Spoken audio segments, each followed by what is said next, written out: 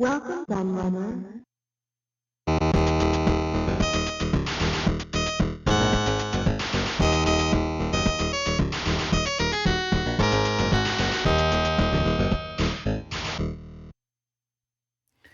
Hello everybody, Kieran aka the Laird here, and today I have a book preview for you. And this one has been a few weeks coming because I've just been had a lot going on. I've actually just been in hospital, which was a pretty bad experience. It's been taking me a long time to recover and get back to full health, and unfortunately it meant that there were certain videos I couldn't get done. I'd already made some in advance, which I've been using. But this is one of the ones that I had on my list to do. And the books just happened to arrive while I was in hospital, so I couldn't get them done. Yes, I've got there eventually, because you may have seen, if you follow my channel, that I had advertised that this book was out, my latest book, and that it was available to purchase. And I do believe that a few of my viewers did buy this, because I have had a couple of messages from people about it. So thank you to all those who did already buy it. So this video might be a bit pointless to you, but if you haven't, then obviously this is going to give you a good idea of what this book is about, and whether it's worth you buying it or not. So as you can see, this book is a Compendium of Atari 8-Bit Games Volume 2. So it is the follow-up to my existing Compendium of Atari 8-Bit Games, which you can see here. And it's the first Volume 2 that I've done as well, because all the previous books I've been making have all been Volume 1s. Some have been brand new books, and some have been second editions of books that I'd previously published through Andrews UK. So this is a completely new book, obviously, because the actual Volume 1, I did an original version through Andrews UK. Then I did this second revision of the book myself, which has a lot more in it, has a lot more reviews, had extended developer interviews, and it had the history article at the front that wasn't in the original book. So it had lots of extra content. But the follow-up, Volume 2, which you can see here and to the side there and there, is obviously a completely new book. So it covers the exact same format. It is identical in every regard in terms of the layout and stuff like that, which you'll see. So if I open, say, a review page from this book, you'll be able to see that they follow the same format, but obviously completely new reviews, completely new developer interviews, etc. So they are roughly the same size book. 3 developer interviews again, over 300 game reviews again, and we have a new history article at the front, which I'll show you. So I'm going to give you a little preview of this book. Obviously you can see a similar pretty much front cover, because that's intentional, because this is a part of a series and I want all the books to match when you have them on the shelf. Obviously I've used some different colors, because obviously with that I decided to go for the kind of beige colors to match the original 400 and 800 computers. So I went for the sort of beige tones. Actually, even the later XLs used the kind of beigey tones, didn't they?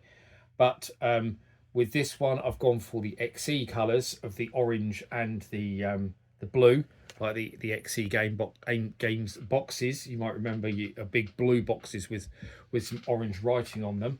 So I've used that color scheme, and there is a reason for that, which we'll find out in a moment. So let's have a look what this book has. So we have our contents and our intro, like you'd expect, and then the history article that we start off with here is the story of the Atari XE game system. So whereas I did the history of the Atari 8-bit range in general in the first book, I thought it might be nice to do an article on the XE, the XE game system in particular, and explain how that came about, because it's very misunderstood, the XE game system.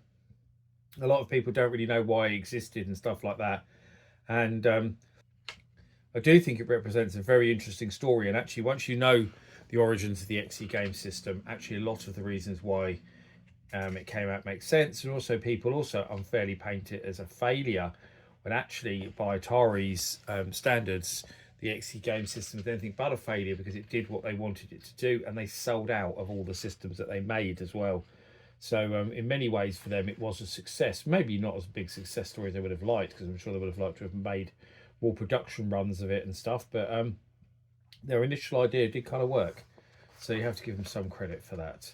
Then we go into our game reviews. So like before, alphabetical order, but this one we've actually got some games starting with numbers as well.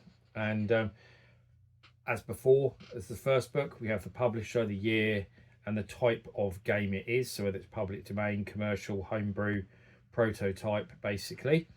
A final score, and then our review of the game. So yeah, very similar layout, as I say, well, identical layout actually to the first book, in all that regard. And then yeah, so we go through, we've got these 300 game reviews, all sorts of stuff. There's sort of well-known titles like 221B Baker Street there from Datasoft, and 180 by Mastertronic, and then some more obscure stuff like 7 a Pinball and 21 Blackjack. That's a kind of a good example of some well-known stuff with some less well-known stuff. There's some bangers there, because we've got Amaroot, we've got Alternate Reality, The City, Airwolf, Alley Cats. There's some big name titles there. So I mean, one thing I think a few people said when I said I was doing volume 2, they kind of like, is there enough big titles to do volume 2? There's more than enough big titles to do volume 2. Attack of the Mutant Camels, you know, there's loads of big name games in this one that weren't obviously in the first book, because I always tried to do a combination of big well-known games and lesser known games, you know, mix it up between homebrew. For example, you know, there's one of the best homebrews on the Atari 8-bit there, Bosconian. There's Bug Hunt from the XE game system, so you know, I mix it up. Chimera, Castle Wolfenstein, so you know, there's loads and loads of big name titles in here. E.T., Flintstones, Footballer of the Year, Flip and Flop, The Getaway, sorry, I always call it The Getaway, that's a later game. Getaway, a real cult classic, very good game indeed. Head On, Henry's House. So we go to our first developer interview, which is Archer MacLean. And this one's a big one because, as you probably know, Archer MacLean passed away back in 2022, and this interview is actually one I did with him for Retro Gamer magazine many years ago. And when I started planning out these Atari 8-bit compendiums, I planned out 3.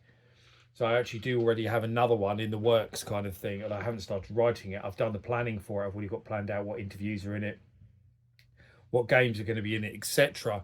And I spoke to Archer and said, you know, is it okay for me to use that interview? Because when I interviewed him for Retro Gamer magazine, I only used very small snippets of the interview for the general article, and they're using them in the text. The whole interview was never ever printed anywhere. Obviously, he was saying, yeah, great, you know, send me a copy of the book when it comes out. And it's very sad that I can't send him a copy of the book because he passed away while I was still writing it. Which is a great shame. Maybe I could have got it done a bit quicker, but yeah, very sad. But I'm glad to put this in as a memorial to him, because he was a really lovely guy who I really enjoyed talking to, and he did some great work on the Atari machines. A nice big interview with Archer, as I say. Then we go into more reviews.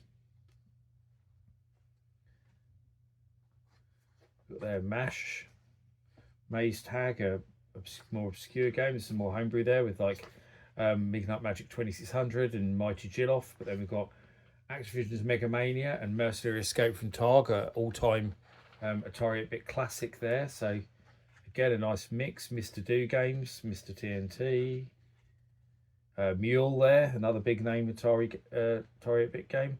Ninja Commando. So loads and loads of big name games in this one as well. The Pit Stop games, Pitfall 2, Puyan, Prince of Persia. And then our next interview is with Dennis Zander, who was part of Artworks, who did loads of cool games for the Atari 8-bit. he did Hazard Run, a great game based on the Dukes of Hazzard, but most famously, he was one of the people behind Strip Poker, which is what Artworks are most famous for, a game that was much copied and very successful for the company. So I've got a nice big interview with him. Then we go into more reviews, starting with Qbert there, and there's some other stuff.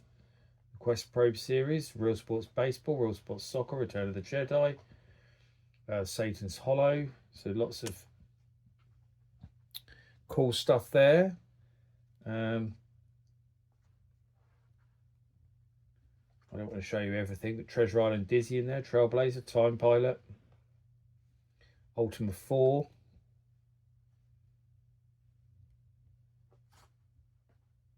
War and Warlords. Winter Olympiad, Who Dares Wins, Wavy Navy, underrated game, that great game, I love Wavy Navy. And some more obscure stuff there like Worm. There's the XE version of Choplifter. Crossword, Serious Defect XXL. I reviewed the original one in the first book. So there's a few there where I followed up reviews from the first book in the second book. Zorro. And then our last interview, which I was trying to get to, is with Pawel Kalinowski. And Pawel, great guy, Polish coder. Really enjoyed chatting to him quite a few years ago. Again, I interviewed him for an article I did in Retro Gamer called Unlicensed to Thrill, which was about the unlicensed sort of shady software market in Eastern Europe in the late 80s into the early 90s. I interviewed him as part of that, but I've never published his full interview, and I'm glad I've managed to because it's a cracking interview. Gives a lot of insight into what that scene in Poland was like, and Poland is so important to the Atari 8-bit, and so much of most of the best homebrew for the Atari 8-bit these days comes from Poland, so it's very important country for the computer. And I really wanted to get some, an interview with a Polish programmer in here, and I'm glad I have got this lovely interview with Pawel Kalinowski, talking about the scene and his games that he did, like Operation Blood 1 and 2, for example, and lots of other stuff. So he's a nice big interview with him, and then that's pretty much it. So as I say, this isn't a review as such. It's just I just wanted to give you a flavour of this book. I'll drop the links of where you can go and get it down in the description below. I'd love it if you all did, because I'm really pleased with it, and I think you will be too. And all people who have bought it so far seem to have enjoyed it. So as always, I thank you for watching. Go and buy my book, and I'll see you all again for another video very soon. Bye bye.